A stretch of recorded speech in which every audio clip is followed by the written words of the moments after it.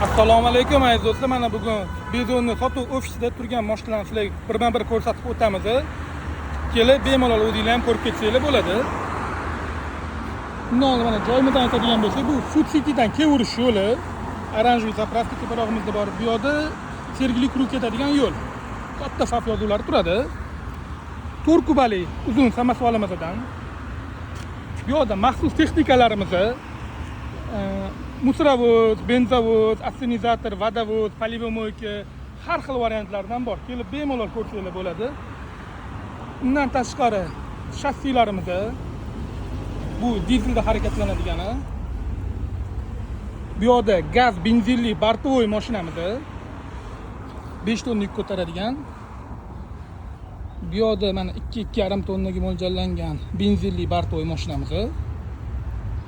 Undan tashqari mana bu 11,3 tonnalik shassimiz, benzinli bortovoy tentli mashinamiz.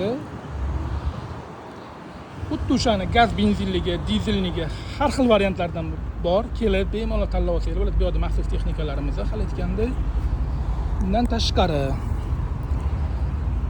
bu yoqda -5 gradusli 7 tonnalik refrigeratorimiz. Bu o'sha gaz benzinli mashinaning shaxsiy holati, to'liq vazni 8 tonna bo'ladi. Mana bularniki. Bu yoqda mana tegachimiz, buni har xil ranglari bor, qolganlari sifatimizda turibdi.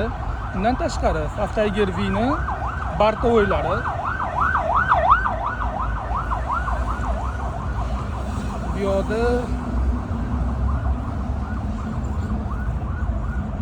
yana o'sha 4 kubali samosval, bu yoqda benzinli shassimiz.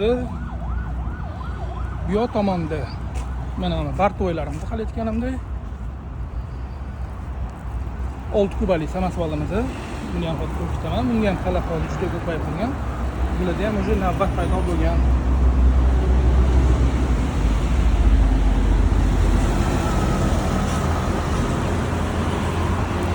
Hozir paytda komfort jihatdan ham boshqa jihatdan ham xavf mashinalari любой raqobatchilarni orqada qoldiryapti. 6 kubaliga mana yana 4 kubaliga bu ham hozir navbatlar ko'payib qolgan. 4 kubaliga ham uzun variantiga. Undan tashqari juda mashhur bo'layotgan selna metallika furgonlari.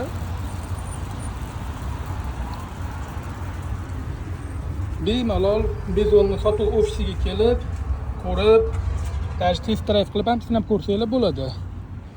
Bu bizning mijozlarimiz. Ko'rgani kelganlar. Okalar, hammanglarni Bezonni sotuv ofislarida kutib qolamiz.